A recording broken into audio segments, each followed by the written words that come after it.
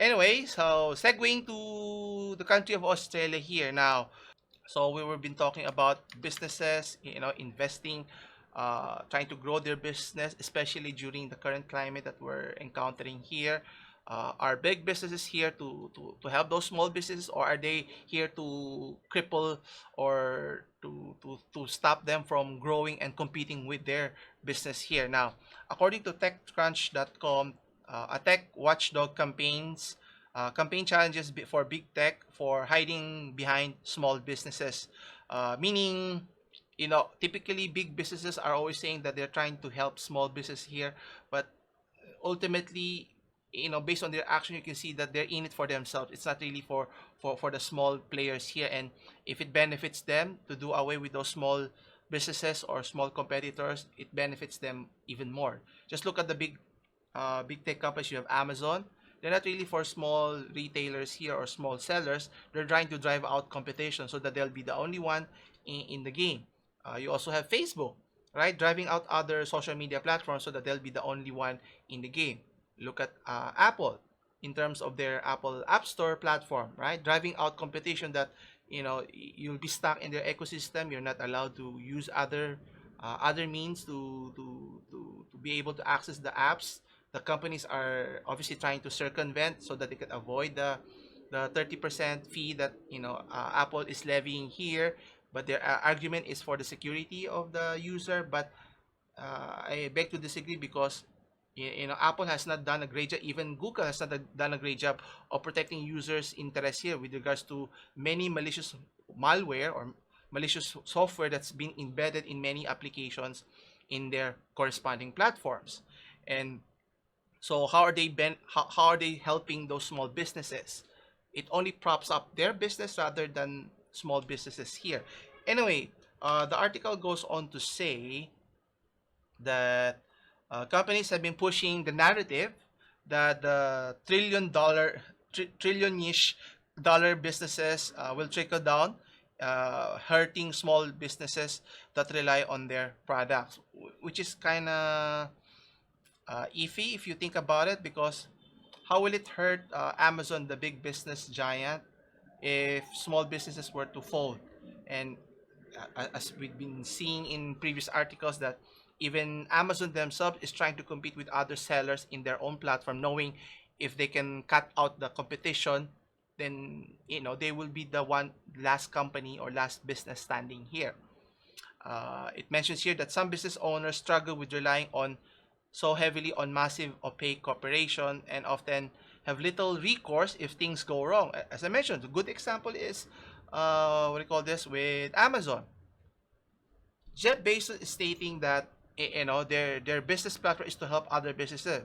If that were the case, why are there so many illegitimate businesses propping out in their platform, selling fake items, and there's little to, I won't say nothing, but very little they're doing, meaning in terms of allowing them to use the platform. There should be severe restriction or make it more difficult for them to join the platform with extensive background checks, so to speak.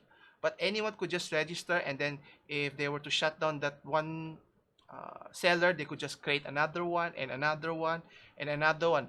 While for the meantime, the legit business that are hurting because of piracy are left to fend for themselves. So I don't see Amazon doing anything about it. They may say they want to help, but are they actually helping them?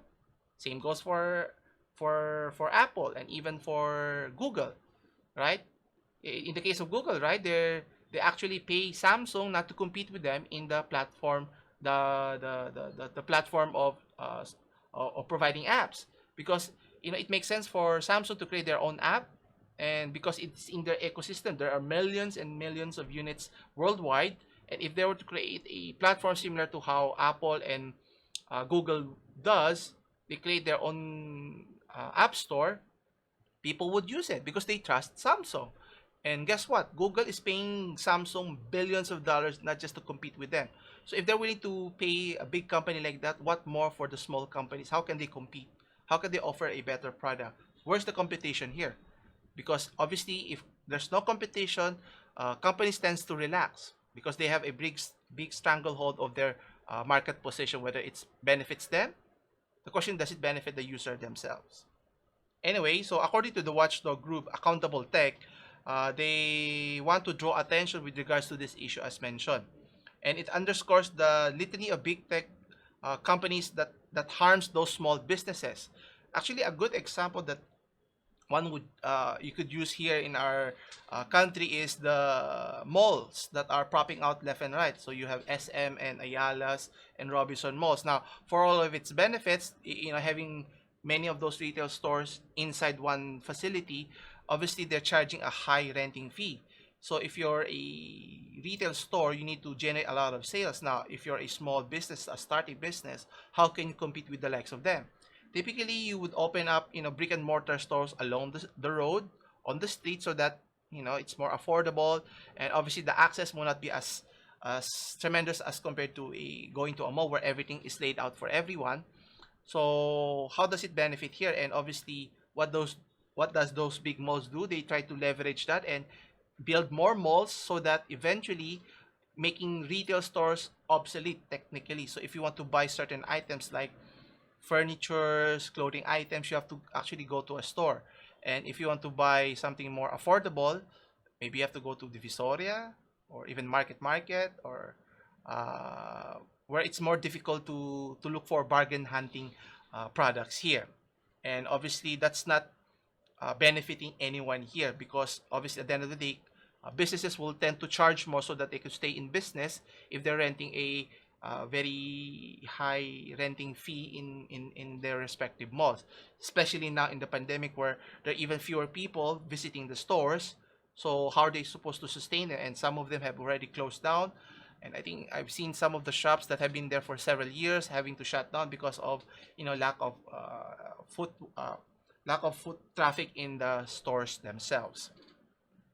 And obviously, according to the Accountable Tech co-founder Jesse Lerick or Lerich, he mentions that it underscores the litany of big tech companies that harms these small business owners from misleading and unreliable data. Obviously, uh, given the example again, like Amazon, the data that they collect from the consumers, do they even share it with those resellers?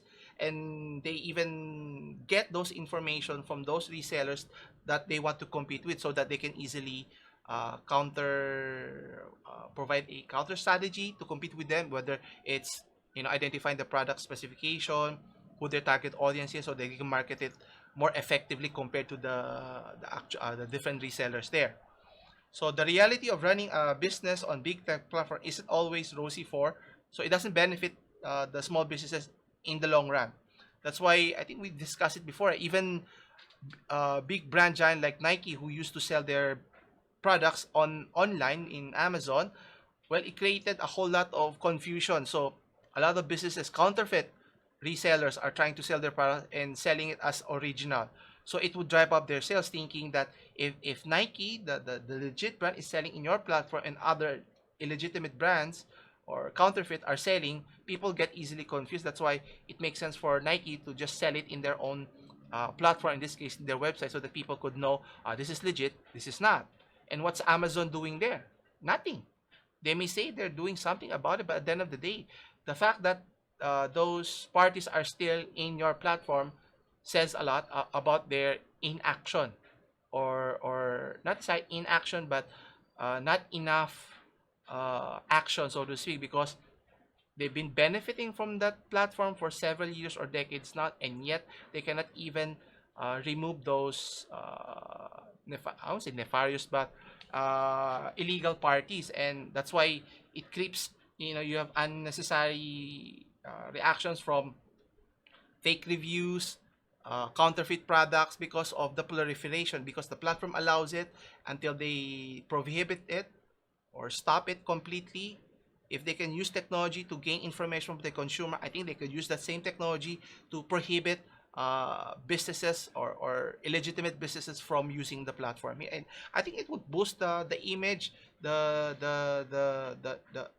boost the image and the knowledge that if it's a safe haven to buy products, knowing that it's of high quality, of high caliber, whether it's a high expensive product versus an affordable one, they would be able to distinguish. So no need for deceits, being fraudulent in terms of this has 5-star rating and yet it's paid review. So how can we know which review is legitimate or not? And not all reviews are created equal, and not all 5-star reviews are created equal as well. So it gets confusing, and I think that's what they're trying to drive at, to confuse consumers so that they will make a purchase, and eventually Amazon doesn't care, because at the end of the day they pay a fee to use their platform, and they're not held responsible to a higher standard, right? And obviously for those small businesses, they even have to pay for using the platform. There's a cost attached to it. Not only that, they have to sacrifice their privacy, as mentioned. So they have to share their information with the company, and the company obviously they would take advantage of that. Who doesn't? So obviously it tends to favor more for the platform rather than the businesses, the small business at that. That's why I'm significantly concerned. And you also have small business who rely on their tools, which only benefit them at a certain point, but at the end it still benefits the platform itself. And according to Derek, he mentions that this is how monopolies and oligopolies work. So those companies that we mentioned, they are a monopoly and an oligopoly. So tech companies in particular, and their services are only essential because they've engaged in an endless array of anti-competitive behavior to ensure that they're the only game in town, which is kind of true. Because if you notice, their actions can only enhance their position rather than help the consumer, which is they're supposed to be catering, right? But until people stop patronizing, buying, using their platform, they will not stop or learn from it. Just like in the gaming industry, it's the same, right? If people or gamers are willing to pay for a terrible game, right? Whether it's Cyberpunk or any other game, or even FIFA, or even NFL Madden, you can just imagine paying for a terrible product, but people can continue buying. So this tells the company, so you're willing to buy an inferior product, so you're willing to shell it out, so you can give out all the excuses all day long, and yet people are still willing to buy. Well, hopefully not everyone is willing to buy an inferior product. I mean, first time you make a mistake, I think that's acceptable. But if history keeps repeating itself, I think that's a reflection on the buyer itself now. I mean, obviously the company that's trying to milk every cent is culpable, but at the end of the day, you need two parties to be able to collaborate in that transaction. Anyway, obviously, is it just all about the consumer who has who's responsible here in knowing which products to choose, held companies more liable? Obviously, the government has to play its part, and in this case, Congress in the United States. That's why they're levying those big tech giants in a anti-competitive court case. Whether they can make headway out of it, who knows? But obviously, at the end of the day, companies has to be held, especially tech companies, to a higher standard, and obviously it reflects badly on your country, or not just country, but on your society, on the growing inequality of wealth. The rich are getting richer, the poor are getting poorer. I mean, you're allowed to benefit from the ecosystem or of our hierarchy, but obviously there has to be some semblance of I won't say fairness, but I don't know how to call it. But if it seems like it's tilted too much on one side, could create chaos in the long run, which we don't want, right? Anyway, so the issue will still be ongoing as to you can see why those tech companies have been spending millions and millions of dollars lobbying for their benefit rather than go against those big tech giants, and who loses out at the end of the day? Obviously, small businesses and us users at the end of the day, right? Because if they're allowed to do it, then they'll continue doing it, right? Unless we stop it, meaning we want to boycott your product, or we want you to change it so that we're willing to pay, no matter how much you're trying to sell us. If it's of high value, then we're willing to buy.